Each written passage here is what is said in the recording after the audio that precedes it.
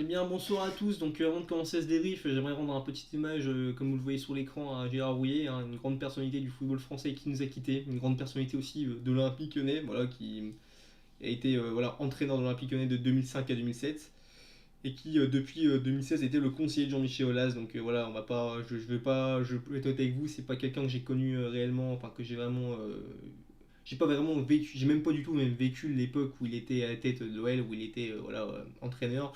Parce qu'avant j'étais encore trop jeune pour suivre le foot, voilà, j'avais entre, je sais pas, ouais, 4-5 ans, enfin j'étais pas encore intéressé par le foot. Donc voilà, un très grand entraîneur qui est passé notamment par, comment, par du coup, par Paris, où il a remporté le premier titre de champion de France au PSG, enfin le premier titre du PSG en Ligue 1 a été sous Gérard Rouillet.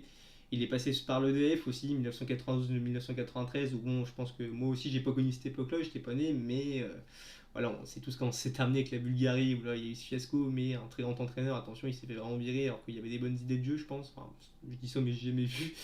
Voilà. Cependant, voilà, des choses que je me suis beaucoup renseigné, que j'ai beaucoup vu de matchs à l'époque sur des sites, voilà, c'était de Liverpool, où il faut savoir qu'il est arrivé en, il me semble, en, je ne sais plus, en 98 ou 99, 98, il me semble, c'était juste après la Coupe du Monde qu'il est arrivé, où il a voilà, redoré un peu l'image de Liverpool qui depuis quelques années était un club qui commençait vraiment un peu à régresser, où il me semble où il a fait en 2001 si je ne me trompe pas. Il a gagné, il me semble, 4 titres. En fait, il a tout gagné, il me semble. Enfin, tous les titres qu'il pouvait gagner, à part le championnat. Bon, on le sait, voilà, le championnat, ça faisait au moins 20 ans, depuis l'année dernière, où Liverpool n'avait pas gagné la première ligue. Et à part ça, il avait gagné voilà, la FA Cup, le Community Shield, il me semble, si je me trompe pas, ou peut-être pas, ouais. Une chose est sûre, il a gagné la FA Cup, la Carabao Cup, enfin la Coupe de la Ligue anglaise si on préfère, la Coupe de l'UEFA qui est bon, l'équivalent de l'Europa League, et la Super Coupe d'Europe, donc il a quand même eu un beau palmarès. Il me semble qu'il en a regagné une en 2003 d'ailleurs, pas une Europa League, mais je pense que c'était une Coupe de la Ligue anglaise ou une FA Cup, je sais plus. Enfin voilà, il y a eu ça.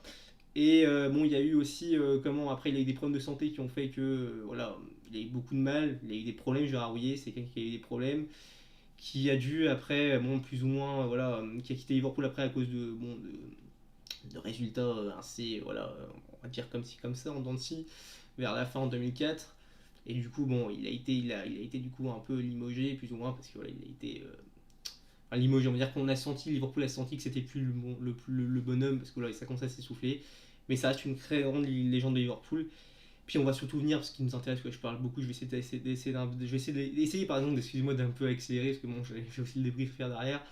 C'est un personnage aussi voilà, qui est passé chez nous, voilà, qui a été exceptionnel. Je pense que franchement, quand la plupart des matchs que j'ai vus de Gérard Rouillet, que j'ai revus on va dire en rediffusion, si on préfère, enfin en streaming, c'était vraiment, je voyais vraiment un Noël qui jouait vraiment énormément bien au football. Je me rappelle, c'était un Noël qui faisait peur, qui était peut-être pas à son apogée, mais si, en fait, on pourrait le dire, même si bon, la deuxième saison, ça avait été plus compliqué, on va dire, même s'il y a eu le record de points, etc. Mais on va dire, moi, je me rappelle très bien de voilà, un match qui m'avait marqué, voilà, même si on avait, enfin, deux matchs plutôt qui m'ont marqué, bon, un qui était un excellent souvenir, un autre qui était moins, même si je ne les ai pas vécus en direct. Notamment, voilà, ce match face au Real Madrid où on gagne 3-0, voilà, quand on gagne contre une équipe de malades, les Galactiques, hein, c'était à l'époque. Et aussi, bon, ce souvenir moins bon, là, où face à l'AC Milan, on se fait sortir, voilà, on perd 3-1, mais bon, voilà, jusqu'à la 80e minute, on est tenait, hein, on l'aurait fait très bien, on était vraiment sous le point de réaliser un exploit de les sortir. Malheureusement, c'est pas arrivé, mais on était sorti la tête très très haute face à un Milan qui, à l'époque, était absolument exceptionnel. Il y avait des joueurs exceptionnels, rien à voir avec le Milan de maintenant, même si le Milan de maintenant commence vraiment à, on va dire, un peu remonter, mais c'est très loin du niveau d'avant. Voilà. Puis voilà, sinon, bah, sous l'OL, je vais arrouiller, c'est littéralement deux titres de champion de France, voilà, deux trophées des champions. Et bon, sur les Coupes nationales, il n'a rien gagné, mais il a fait une finale de Coupe de la Ligue, il me semble, en 2007. C'était face à Bordeaux, si je me trompe pas. Je ne me rappelle plus combien on avait perdu, par contre. Et voilà, un très grand personnage qui, voilà, après, a eu une carrière, on va dire, vers 2010, ouais, il a entraîné Aston Villa, mais c'était assez anecdotique, si on veut dire. Cependant, c'est aussi quelqu'un, il faut aussi savoir que, pour ceux qui ne savent pas, que de 2011 à 2016, il a été, il me semble, le directeur sportif de la filière Red Bull. C'est-à-dire qu'il a, c'est en gros la filière Red Bull, vous savez, Red Bull Salzbourg, Leipzig, New York City, enfin, etc. Quoi, des clubs qui sont partout dans le monde. Il a développé ce projet et on voit aujourd'hui que bah, il a bien réussi. Il faut croire que son travail, du moins, il a dû bien apporter parce qu'on voit aujourd'hui que les clubs Red Bull sont des clubs qui sont plutôt bien développés, qui sont très compétitifs aujourd'hui. À part aux États-Unis, je ne sais pas trop, je regarde pas. Voilà, et puis écoutez, et puis après, voilà, depuis, comme je l'avais dit, je sais pas si je l'ai dit en début de vidéo, je me rappelle plus. 2016, il était. Comment Il était le conseiller d'Olas. En plus d'être le conseiller d'Olas, c'était un très grand ami de Jean-Michel Aulas. J'ai beaucoup de peine pour Jean-Michel Aulas. J'ai vu une image qui circulait un peu voilà, sur Twitter où on le voyait. C'était, il me semble, hier contre les féminines où Lyon a gagné 3-0. Enfin, les Lyonnaises ont gagné 3-0. Où là, il, y avait il était assis, il avait un t-shirt à côté de lui avec une photo de Gérard Rouillet dessus. Voilà, et on voyait qu'il était assez. On voyait un peu qu'il avait de la peine et j'ai beaucoup de mal pour Gérard Rouillet. Et même pour les Parisiens, voilà, pour tout, même comment, les Reds, à mon avis, de Liverpool sont, je pense, attristés par cette nouvelle. Vous savez, bon, voilà, Liverpool a. J'aime beaucoup cette phrase, Liverpool qui a dit voilà, que là où il ira, il ne marchera jamais seul. Et crois-moi, j'espère vraiment que Gérard Rouillet. Croyez-moi, enfin, j'espère vraiment que Gérard Rouillet, voilà. Là où tu es, tu ne marches pas seul, mais en tout cas, sache une chose, c'est que dans nos cœurs, tu ne marcheras jamais seul. Bon, plus sérieusement, maintenant, je vais essayer de faire assez rapide. Bon, vous voyez déjà que la nouvelle était vraiment pas terrible. Déjà, on était déjà assez attristé. C'est quelqu'un qui a suivi Lyon. Et je suis désolé d'ailleurs si dans mon hommage j'ai été, bon, j'ai pas été peut-être assez délicat, mais bon, j'ai pas l'habitude de faire ça, j'ai essayé. Mais je trouvais que c'était important de le faire. Je voulais faire une vidéo à part dessus, mais je pense que j'avais pas assez de choses à dire parce que j'ai pas connu cette époque-là, donc voilà. Bref, passons du coup au débrief, les gars. Alors bon, match finalement 2-2, match un peu nul, voilà. Un match où j'ai beaucoup de choses à dire. Je vais parler très vite, par contre, je vous explique parce que il faut vraiment que j'essaye d'extérioriser le plus vite possible. Sinon, je vais finir par m'attarder sur des points qui sont voilà, horribles. Je parle déjà de bon, on va parler vite fait compo. La compo là c'était la même à part que là t'avais De Siglio à gauche. Et puis t'avais aussi alors, Dembélé. Ah voilà, Dembélé, voilà. Bon Dembélé, bah tu sais quoi, tiens, on va commencer par ça. Dembélé, putain de merde. Dembélé, gros flop ce soir. Dembélé qui, ce soir, j'ai vu un Dembélé qui n'a pensé qu'à scorer. Voilà. Il a pas joué avec l'équipe, il a fait n'importe quoi, que des mauvais choix. Moi, je vois une action au début de match, à un moment, il peut faire une passe sur Awar. Awar aussi, qui a fait un match globalement nul, hein, malgré sa passe D. Voilà. Voilà, généralement il est tout seul, voilà, bon, il peut faire sa passe, il ne le fait pas, il essaie de percer, il apporte rien dans le jeu. On voit vraiment la différence avec un Lyon en attaque avec un Memphis et un Lyon en attaque avec un Moussa Dembélé. Moussa Dembélé, gros flop ce soir, voilà. Voilà, qu'est-ce que je voulais dire. Bah écoutez, pareil, du coup, on parle un peu du fait en thème de match. Les Bresto, alors moi, il y a un truc quand même qui m'a marqué, c'est en première période, je prends les 4 premières minutes, à un moment, je vois, je sais plus comment il s'appelle, Batokyo, une connerie comme ça, il rate une action, je sais même pas comment il fait là, pour l'arrêter, je vais te dire tant mieux pour nous, mais bon, le Bresto a raté une belle action, bon, au final, ils s'en sortent pas mal, les Brestois. Après, c'est dommage parce qu'on est bien rentré dans le match, on s'est installé, on n'a pas été extraordinaire dans la première mi-temps, voilà, mais on a fait des bonnes choses, je trouve, voilà, mais bon, on est sans être, voilà, on va dire dangereux réellement. Voilà, je pense surtout à Kedebri qui, bon, pour moi, était l'un des meilleurs joueurs lyonnais ce soir, mais qui, voilà, n'a pas eu de réussite. Pareil, aussi, pareil, on n'en parle pas assez, les gars, mais je sais pas si c'est de la chance ou si c'est de la poisse, mais voilà, les Brestois, sans déconner, on été en manque de réussite, voilà, on avait je sais pas combien de poteaux, on a eu je sais pas combien de tirs à combien, on devait être à quoi, je sais pas, une vingtaine de tirs à quoi, 5 tirs. Enfin voilà, qu'est-ce que j'ai d'autre à dire sur cette première mi-temps. Awar, ouais, pareil, Awar, alors à part ces petits ponts, c'est bien beau ce qu'il fait Awar, des petits ponts et tout, c'est bien beau, mais il sert à rien. Voilà, je trouve qu'il a servi à rien dans ce match, je trouve qu'il a vraiment été inutile dans le match. Écoutez, voilà, puis Brest, à un moment voilà, qui nous punit, voilà, c'était. De toute façon, je veux dire, un but à la FIFA, voilà, j'avais l'impression de voir un match à la FIFA. Tu vois, t'as la possession, mais tu fais rien avec, et à l'arrivée, tu te fais punir. Brest qui est à la 39e, je crois que c'est un truc comme ça, c'est comment il s'appelle, c'est Philippe Otto, je sais pas quoi, là. Et encore, c'est pas lui qui marque le but, c'est un but contre Anthony Lopez, pareil, beaucoup de réussite. Sûr aussi, alors ça aussi bon, que c'est un très gros flop ce soir, de Seglio, hein, de Seglio que j'ai pas trouvé convaincant, vous m'excuserez, mais personnellement j'ai trouvé que Cornet a fait une meilleure entrée voilà, que de Seglio, qui voilà, se rate complètement, qui glisse, je sais pas ce qu'il fait, il fait un tag bizarre, voilà, bah bref, du coup, les Brestois en profitent, puis voilà, il y a une certaine, on va dire, la défense ne monte pas, enfin je sais pas ce qu'ils font là, la défense est trop passive, puis voilà. Donc moi, première mi-temps, je retrouve ça, je me dis bon, voilà, première mi-temps, moi je pensais vraiment que Brest allait nous poser des problèmes, mais pas comme ça, je pensais vraiment que Brest allait jouer le jeu, mais Brest a vraiment cherché comment à jouer le bus. Je vais pas leur en vouloir, parce que bon, les gars, voilà, ils jouent avec leurs moyens, c'est qu'on va dire, mais bon, moi j'aime pas cette mentalité, je pense que les gars n'avancent pas comme ça, mais bon, ce soir j'ai envie de te dire, s'ils ont le moyen de faire un coup, sachant que ça fait un moment qu'ils gagnent plus, enfin, ou qu'ils gagnaient plus, je sais plus quoi, ils étaient sur une série assez en dents de scie, voilà.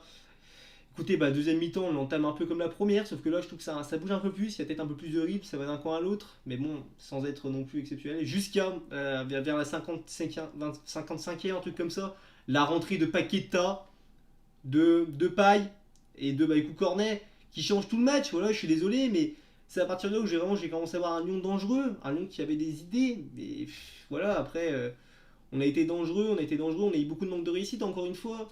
Voilà, l'Arseneur, leur gardien de but qui a été très fort aussi, il a fait un très bon match globalement dans ce match, mais bon voilà. Après voilà, bah écoutez, on pousse quand même malheureusement, même si voilà, à un moment les Brestois ont fait un changement où ça a pu nous, juste derrière les deux entrées des Brestois ont failli nous coûter cher. Puis voilà, après, bon bah voilà, encore une fois, je dis, mais les gars, on voit totalement la différence quand t'as un Depay et un Dembélé. Enfin, même si, bon, techniquement, Dembélé était encore dans la tech, mais les gars, voilà, Depay, il arrive, vraiment, il est sur un côté, voilà, il marque pour moi ce but-là, enfin, il est pas beau, mais je veux dire, il est super bien construit. Je veux dire, d'une façon, c'est lui qui va chercher la faute, il fait tout le travail, voilà, il marque sur penalty sans trembler. Depay, voilà, Depay. Entrée, voilà, un très bon joueur. Alors quand on dit qu'il y a un an il s'était fait ligament, certains nous disent que Depay c'est plus le même Depay, qu'il est pas bon. Ah, je suis désolé, mais en ce moment Depay c'est notre meilleur joueur offensif, les gars. Enfin, notre meilleur joueur, bon, on va dire à exception de peut-être Karl Togo qui a beaucoup, on va dire, sur les nouveaux stats était bon, mais bon, voilà, on va pas se mentir, en termes d'intelligence de jeu, de perception du jeu, si je peux dire, Depay est largement au-dessus. Donc voilà, après, bon, très peu de temps après, on se dit, bon, c'est bon, là, je me dis, c'est bon, Lyon va aller chercher cette victoire. Là, tu vois, c'est un but qui va faire du bien, on a du mal.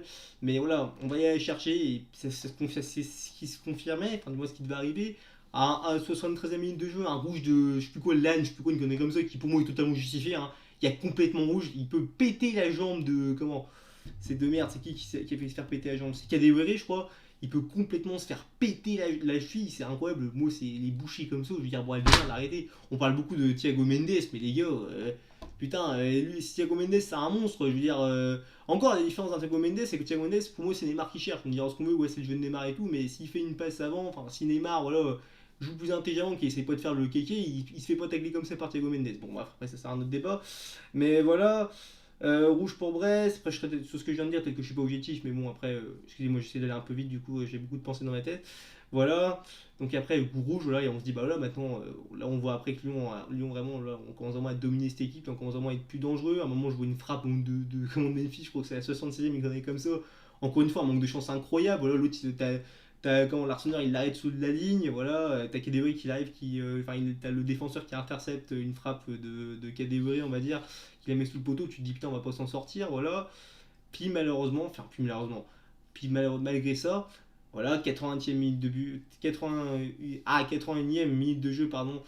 Voilà, une passe décisive d'Awar. La seule bonne chose qu'il a fait dans le match pour moi, c'est ça, Awar. Sinon, clairement, Awar, je leur dis encore une fois, match de merde. Awar, moi Awar, je dis franchement, si c'est pour que tu fasses ça, je préfère le vendre. De toute façon, pour moi, même si on a un bon milieu, je trouve que c'est quoi dire, mais on a trop aussi de concurrence. Tu vois. Je pense que par exemple, un mec comme Maxence Cacré, que pareil, j'ai pas trouvé bon ce soir. Voilà, il a été en difficulté. Voilà, ensuite, bah écoutez, qu'est-ce qu'il y a d'autre à dire? Écoutez, bah ouais, puis après, voilà, après on se fait égaliser dans les dernières minutes de jeu, alors beaucoup de choses à dire aussi là-dessus. Pour moi, déjà sur la passe de Cornet, putain, mais c'est quoi cette passe, mais qu'est-ce. Alors, je dis qu'il a fait une meilleure entrée que Dubo, enfin que de Seglio, mais bon, lui aussi il était limement fautif, même si pour moi le plus gros fautif sur l'action, ça reste pour moi Lopez, parce que Lopez, à aucun moment, je comprends pas pourquoi il laisse passer le ballon, et surtout pourquoi il lève son pied, pourquoi il met son pied devant, voilà, forcément il fait faute derrière, oui, pour moi la faute est complètement justifiée. Limite, s'il lui était rentré dedans mais qu'il n'avait pas levé le pied, peut-être qu'il n'y avait pas faute, parce qu'il pouvait se dire, ouais, c'était juste une mauvaise interception, là il met le pied en avant, forcément derrière, bah, ça fait faute, pour moi, c'est logique. Voilà, bah écoutez, après, voilà, bah on attend pendant une demi-heure parce que là, t'as Lopez qui a mal là, et tout. Je me dis, bon, putain, voilà, on va perdre là-dessus. Et puis je vois un miracle, je me dis, je vois le penalty, c'est comment il s'appelle, c'est Chardonnay ou Charbonnier, je sais plus quoi. Il arrive, il frappe, tu vois l'arrêt de Lopez, et putain, j'étais en train, j'étais trop heureux, je me dis, putain, on va réussir, c'est peut-être un signe, tu vois, peut-être un signe qui va faire qu'on va rester. On va dire, c'est peut-être un signe d'une possible chance du champion. Enfin voilà, je sais pas si vous m'avez compris, voilà. Mais voilà, on voit le ralenti, tu te dis, mais putain, ouais, il sort, ouais, bah les gars, je suis désolé, mais oui, il sort. Le penalty doit être logique, il est retiré totalement logiquement, c'est totalement mérité parce qu'il sort. Et il fout même un peu la honte, il fout la mort, Lopez, là-dessus, parce que il fait techniquement le plus dur, mais voilà, quoi, il sort, ça se voit. En fait, en vérité, quand on regarde bien l'action, ça se voit des kilomètres qui sortaient. Mais moi, je me disais, bon, il était de sortie, mais je me dis, c'est pas possible, je me dis, attends, voilà. Mais voilà, il sort, puis bon, le penalty du coup il est retiré, voilà, on le remet. Puis bah voilà, tu peux réussir, on va dire, sur une tentative un peu d'orgueil d'arrêter un penalty. Puis bon, la deuxième fois, voilà, ça passe, malheureusement, voilà. 2-2, écoutez, puis après, voilà, bon bah. Écoutez, après voilà, il y a aussi, j'ai beaucoup vu ça sur Twitter qu'il y avait des gens qui voilà, se demandaient s'il y avait penalty sur Memphis Depay à un moment. Les gars, faut être objectif. L'Arseneur, il joue le ballon, promis, il a les mains avant quasiment sur le ballon. Enfin, pour moi, c'est ça. Enfin, c'est la façon dont je vois le truc. Il fait aucunement faute, il protège son ballon. L'Arseneur, quand Lopez il fait ça, quand Lopez fait des choses comme ça, on dit toujours qu'il joue le ballon, qu'il n'a rien d'assassin. Bah, l'Arsenal il fait pareil ce soir, les gars. Il protège son ballon, il joue le ballon, forcément. Après, Memphis il tombe sur le coup, mais voilà, c'est comme ça. Puis ça se termine là-dessus, 2-2, bah, très déçu, voilà. Et comme je l'avais dit la semaine dernière, malgré cette victoire où j'étais très heureux, on l'a vu la semaine dernière, si vous regardez mon débrief, j'étais très heureux. Il fallait pas s'enflammer, bordel de merde. Et oui. Et puis voilà, bah, tu te fais niquer. Tu te fais niquer 2-2, même si bon, on va dire pour un peu nous embellir, on va dire cette soirée, enfin embellir nous rassure un petit peu. Marseille a perdu. Alors, bon, déjà, Marseille a potentiellement maintenant que, du coup, il me semble, 3, non, un point sur le premier qui est Lille. Lille parce qu'il a gagné. Bon, bah, du coup, Lille et Paris ont gagné. Du coup, Lille et Paris repassent devant nous. Bon, il n'y a rien, mais ça va être compliqué. Même si, attention, il y a un choc Lille-PSG. Donc, encore une fois, ils peuvent perdre des points. Et on jouera face à Nice. Et c'est là aussi, je vais finir là-dessus, les gars. Alors, attends, je vais dire vite fait mes tops. Donc, mes tops, moi, je vais dire Kedewere, Paqueta et Memphis, voilà, pour leur rentrée. Enfin, surtout, bah, Kedewere, il n'est pas rentré, mais bon, les deux autres Paqueta Memphis, ceux qui ont apporté le plus. Mes flops, Dembélé, voilà. Dembélé. Et qu'est-ce que vous voulez que je vous dise de plus Dembélé? Je sais même pas quoi dire sur Dembélé. Déjà, je parle trop, le débrief est trop long, mais c'est pas grave. Donc, du coup, Dembélé, Awar. Et puis, je vais mettre. Ouais, j'ai envie de mettre Desiglio, parce que bon, il nous coûte quand même le premier but. Et je pense que si on prend pas ce premier but, c'était pas le même match. Donc, voilà. Mais sinon, ce que je voulais vraiment en venir, c'est Nice, les gars. Alors, Nice, voilà, un match à Nice. Faut vraiment qu'on reprenne les points directement. Faut absolument gagner à Nice, voilà, pour rester dans la course. Mais franchement, les gars, et c'est pour ça que je parlais un peu de Dembélé, j'ai envie de me faire un petit aparté sur Dembélé. Si Dembélé doit non seulement soit jouer titulaire ou soit rentrer, c'est là mon garçon, il va falloir que tu prouves. Parce que là, tu vas affronter un mec en face de toi qu'on a un monde qui s'appelle Amin Gouiri. Et je vais te dire que s'il faut qu'il ferme des bouches, Moussa Dembélé, c'est maintenant, c'est sur ce match-là. Voilà, après, écoute, on verra bien ce qui se passe. Bon, écoutez, j'ai beaucoup trop parlé, je suis désolé si ça a été trop long, mais écoutez, il fallait que je fasse mon petit hommage et mon petit débrief. C'est rafé, je vous avoue, voilà, comme ci, comme ça, mais bon, je suis désolé, bon, bref. On se retrouvera du coup pour le match face à Nice, ou voilà, on fera pour les débriefs à Nice face dimanche, écoutez, et puis on parlera de ça, bref. Bon, j'arrive plus à parler, je vais me coucher, je suis fatigué, bonne nuit à vous, et écoutez, bon, bah, malgré ça, je suis fier d'être Gone. Bon, allez,